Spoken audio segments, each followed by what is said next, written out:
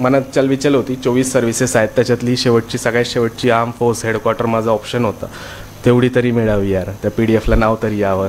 5 attempt झाले, काहीच नाही. मग असं विचार करता करता 5 एप्रिल 2018 संध्याकाळी 7:01 व्हॉट्सअपच्या CS इंटरव्ह्यू महाराष्ट्राच्या ग्रुपवर अभिजित राऊत सरांनी इंटरव्ह्यूचा PDF पाठवला. म्हणून मी काय केलं, 5व्या अटेम्प्टला माझ्या स्ट्रॅटेजीत मी लिखाणाच्या स्ट्रॅटेजीत चेंजेस आणले. कारण की मेन्सला दोघं वेळेस GSला कन्सिस्टंटली मला मार्क कमी होते, ॲव्हरेजच्या 50 मार्क कमी होते. जो सिलेक्शनचा रेशो आहे त्यांचे जे ॲव्हरेज नंबर जर काढले त्याच्यापेक्षा मला 50 नंबर कमी राहायचे, म्हणून माझं सिलेक्शन होत नव्हतं. मग यावर्षी मी काय फोकस केला का, यावर्षी मी माझे रायटिंग स्किल आणि प्रेझेंटेशनवर इम्प्रूव्ह केलं GSसाठी, पण कंटेंटसाठी जास्त काही मेहनत घेतली नाही आणि तो यावेळेस केला. यावेळेस मला ॲव्हरेज नंबर आहे, म्हणजे मागच्या वेळेसच्या अटेम्प्टच्या मला 50 नंबर जास्त आहेत. तर मेन्सचा रिझल्ट 21 डिसेंबर 2018 लागला आणि मी 10 ऑक्टोबर 2018 माझी ट्रेनिंगला जॉईन केलं. आता ट्रेनिंगमध्ये असताना मला फक्त इंटरव्ह्यूचं प्रिपरेशन करायचं होतं. इंटरव्ह्यूच्या प्रिपरेशनमध्ये ट्रेनिंगमध्ये माझी फॉरेस्टची ट्रेनिंग आहे. आम्हाला ऑल इंडिया टूर असतात, त्याच्यात झोन वाईज टूर असतात. नॉर्थ इंडियाला जर टूर करायचं तर 35 दिवस 40 दिवस आम्ही टूरवर असायचो आणि एवढ्या सगळ्या टूरमधून तुम्हाला शेड्यूल काढून तुमचा अभ्यास करायचा आहे.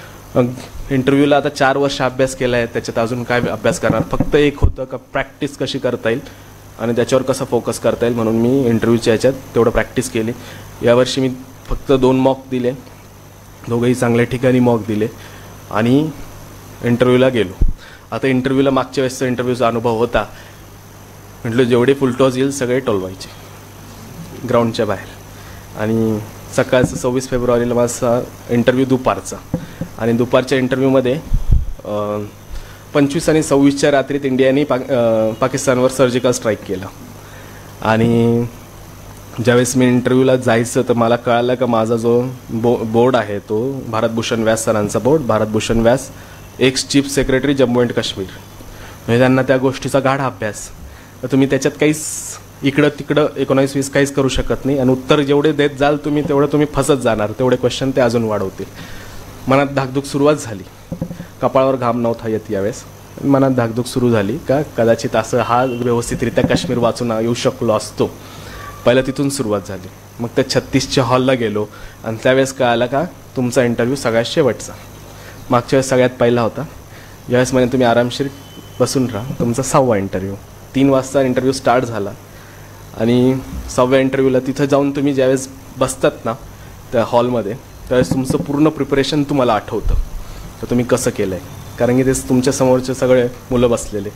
त्याच्यात एक मुलगा असा होता, तो यावर्षी सिलेक्टेड आहे, मी त्याचं नाव नाही सांगणार, तर तो 2 तास फक्त डोळे बंद करून श्वासोश्वासची प्रॅक्टिस करत होता. मला असं वाटायचं साक्षात रामदेव बाबाच उतरतो. एक मुलगा होता, त्यांनी त्याच्या बॅगेतून 3 मोठ्या क्रीमचे पॅकेट आणले. ती क्रीमचे पॅकेट घेऊन वॉशरूमला गेला, तयार बियार होऊन इंटरव्ह्यूला बसायचं. आणि समोरचे बऱ्यापैकी मुलं पुस्तकं काढून वह्या काढून वाचत बसले. मनात आलं यार आपण तर काहीच करत नाही, आपण एक रुमालाच्या ऐवजी काहीच आणलेलं नाही. पुस्तकसुद्धा पुस्तकाच्या नावावर बॅग आणली होती ती बाहेर ठेवून दिलेली. न्यूजपेपर समोर पडलेल्या, इच्छाच नाही वाचायची, सकाळी वाचून आलेलं आहे.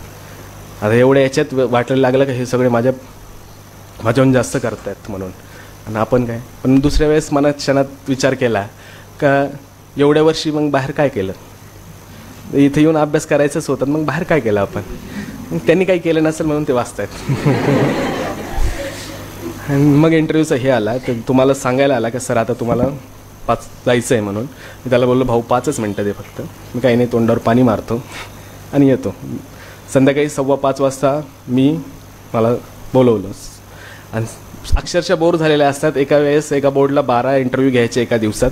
एक माणसाचा इंटरव्ह्यू 30 मिनटं घ्यायचा आणि 30 मिनटं इंटरव्ह्यू घेऊन अक्षरशः बोर होतात. जो पण 10 विद्यार्थी असे सांगतात का तुम्हाला काय करायचं, कशासाठी UPSC करतात, मला देशसेवा करायची, मला समाजसेवा करायची, तेही बोर झालेले. सगळ्यांना माहिती आहे का UPSC केल्यानंतर कोणाचं किती देशसेवा राहते आणि किती समाजसेवा राहते, म्हणून तेही बोर होऊन जातात. वाटतं हा फेकतोय, असं करतो तसं करतो.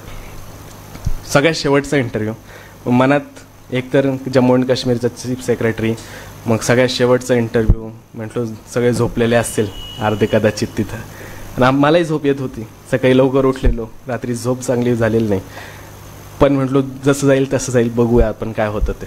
यावेळेस ठरवलेलं आहे ना आपण जेवढे फुलटॉस यांनाच छक्के मारणार. मग ती जाऊन बसलो, बाहेर खुर्चीवर बसवलं आणि माझ्या पहिला आला. त्याला मी विचारलं फक्त कसं झालं इंटरव्ह्यू, आणि ते एकदम बकवास क्वेश्चन विचारले.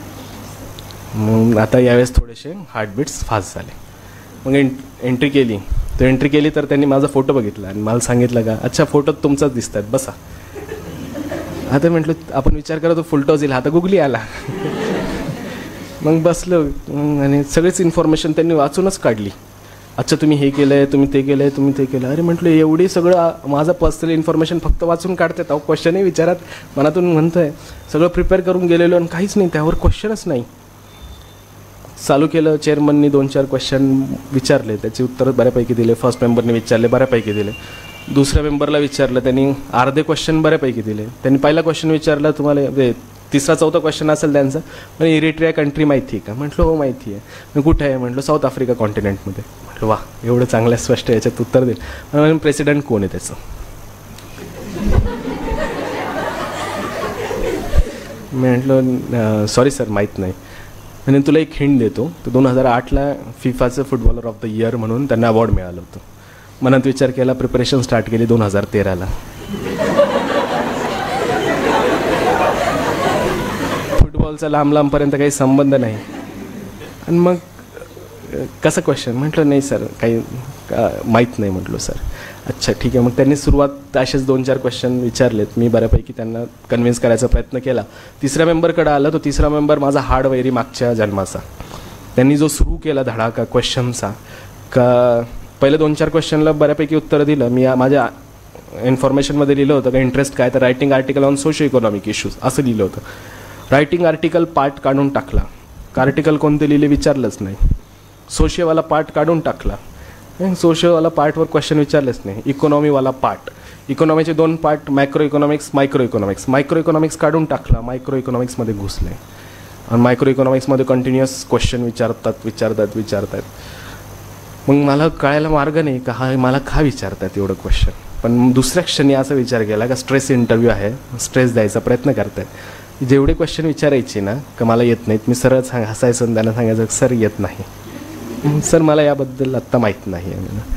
आणि कधी कधी तर असं व्हायचं, म्हणजे जवळपास 14-15 क्वेश्चन्स नाही बोललो. धडाक्याने मागे क्वेश्चन विचारले, 14-15 क्वेश्चन नाही. आणि नाही म्हणायचं लिमिट कसं, कधी 2 वेळेस नाही म्हणायचं, नाही कधी 3 वेळेस सर नाही माहीत नाही असं. मग त्यांनी विचारलं फिलिप कोटलर माहिती का? मी म्हटलं हो सर माहिती. सगळं त्यांनी चला काहीतरी तर माहिती आहे मुला. आणि सगळं पॅनल हसायला लागलं. मी म्हटलं वा. आणि मग मला म्हणे बर्मुडा ट्रायंगल माहिती आहे का? म्हटलं बर्मुडा ट्रायंगलबद्दल सर मनात विचार केला का शास्त्रज्ञांनाही सुद्धा जास्त माहीत नाही, मला कसं काय माहीत असणार, आपण बोलून फसायचं नाही. म्हणून सांगितलं की सर जास्त तर माहीत नाही. म्हटलं तेवढं मला सगळ्यांना ती गोष्ट मी ऐकली. म्हटलं की वरतून प्लेन जातो तो खाली पडतो. ते सगळे हसायला लागले. म्हणजे हे लाईटनिंग मुवमेंट होतं इंटरव्ह्यूला. आणि बऱ्यापैकी बाकीचे नंतर चेअरमन, चौथा मेंबर इंटरव्ह्यू वगैरे झाला. पण बाहेर येऊन विचार करायला लागलो की यार त्या तिसऱ्या मेंबरने बडंच सतवलं आहे आणि कदाचित यावेळेस पण इंटरव्ह्यूचा प्रोग्राम झाला आहे. वडील सोबत होते. वडिलांना सांगितलं की एवढं फिरून आलो, ओडिसाला टूरला असताना एवढं सगळं फिरलो, टूरला तिथून दिल्लीला गेलो 2 दिवस अगोदर आणि तिथून इंटरव्ह्यू द्यायला हजर झालो. एवढं सगळं केलं, 5 वर्षाचा अभ्यास केला याच्यासाठी का यांनी असे क्वेश्चन विचारावे म्हणून. म्हणजे मी त्यात सुरुवात झाली का बोर्डचा मेंबर. पण दुसऱ्या क्षणी असं होतं का स्ट्रेस इंटरव्ह्यू होता. मी उत्तर मला एकाने विचारलं कसं झालं का इंटरव्ह्यू कसा होता तुझा, काय उत्तर दिलं. मी सांगितलं मी हसत होतो, एकदम काम होतो आणि तो एकदम तोंड विचारून वाचून क्वेश्चन विचारायचा आणि मी त्याला हसून उत्तर द्यायचो. त्याने it is not a test of knowledge, it is a test of your personality. आणि तो तुम्ही किती स्ट्रेस हँडल करतायत हे तुम्हाला दाखवू तुम्हाला ते जज करणार त्याच्यात. ते it is a human tendency, it is a universal nature का it is a universal law का प्रत्येक माणसाला सगळ्या गोष्टी माहीत असू शकत नाही. आणि मी ॲग्री केलं. मी त्याला ट्रूथफुली सांगितलं का मला माहीत नाही. शेवटी त्यांना त्या मेंबरला ज्यांनी खूपच क्वेश्चन विचारले त्यांना सांगितलं सुद्धा का सर माझ्या आयुष्यात या फील्डशी कधी नॉलेज संबंध आला नाही त्याबद्दल, म्हणून मला त्या गोष्टीचं नॉलेज नाही. आणि ते चेअरमनला ते कळालं आणि चेअरमनने ते त्यांना ठकठकावलं आणि सांगितलं की आता बस करा, याच्या पुढं क्वेश्चन नका विचारू तुम्ही. फायनली मनात चलविचल होती. 24 सर्व्हिसेस आहेत, त्याच्यातली सगळ्यात शेवटची आर्म फोर्स हेडक्वार्टर माझा ऑप्शन होता. तेवढी तरी मिळावी यार, त्या PDF ला नाव तरी यावं. 5 अटेम्प्ट झाले, काहीच नाही, काय तोंड घेऊन जाईल कुठं. मग असं विचार करता करता 5 एप्रिल 2018ला संध्याकाळी 7:01 व्हॉट्सअपच्या CS इंटरव्ह्यू महाराष्ट्राच्या ग्रुपवर अभिजित राऊत सरांनी इंटरव्ह्यूचा PDF पाठवला. अकॅडमीत बसलेलो होतो. पूर्ण दिवस चलविचल होती. व्हॉलीबॉल खेळायचो. प्रत्येक दिवशी प्रत्येक आमच्या अपोनंट टीमला आम्ही हरवायचो. त्या दिवशी माझे बॅचमेट मला सांगायचे की नाही, तू जाय रूमवर बस, तुझं टेन्शन आहे ना, तिथं घेऊन बस, आमच्यासोबत खेळू नको. पण वेळही जात नव्हता. पूर्ण दिवस माहीत होतं का आज रिझल्ट निकाल लागणार आहे. संध्याकाळी निकाल लागला. 7:02 कळालं. नाव टाकलं, सर्च केलं, सय्यद रियाज अहमद म्हणून टाकलं. बघितलं की नाव आहे. माझ्या शेजारी माझा रूममेट बसलेला आहे. त्याला बोललो, अरे नाव आहे. तू काय बात करतो? सांगितलं, हो अरे खरं नाव आहे. पण किती रँक बघितली, त्याला रँक सांगितलीच नाही. त्याला म्हटलं IS झालं. सगळं ते अकॅडमीत सगळं काही चालू. पण मग फोन करून सांगितलं का ज्या गोष्टीची आपण आतुरतेने वाट बघतो ती गोष्ट आज अचीव झाली. यापुढं मला UPSCचं पुन्हा प्रेझेंट द्यायची गरज पडणार नाही, एवढं सांगून वडिलांचा फोन ठेवला. 5 वर्षाचा जो स्ट्रगल आहे, जेवढे अप्स अँड डाऊन्स आहेत, जेवढं तुम्हाला आता सांगितलं वेळेच्या अभावात मी सगळं काही सांगू शकत नाही. परंतु जेवढं लाईफमध्ये सगळ्यांना माहिती आहे, 5 वर्षाचं 5 अटेम्प्ट द्यायची, सगळ्यांना फेस करायचं, सगळ्या सोसायटीला फेस करायचं, फॅमिलीचे प्रॉब्लेम्स फेस करायचे. एवढ्या सगळ्या अप्स अँड डाऊन्समधून तुम्हाला फायनली रिझल्ट मिळतो. 2 मिनिटात 7 वाजता एक्सपेक्टेड रिझल्ट होतो. 7:02 कळतं. त्या 2 मिनिटात 5 वर्षाच्या अथक मेहनतीचं फळ तुम्ही 2 मिनिटात हजम करू शकता. अक्षरशः रडू येत होतं ज्यावेळेस मी माझ्या घरच्यांना, माझ्या वडिलांना सांगायचं होतं. आईला नंतर फोन केला, दुसरा फोन आईला, असं झालंय, सिलेक्शन झालंय.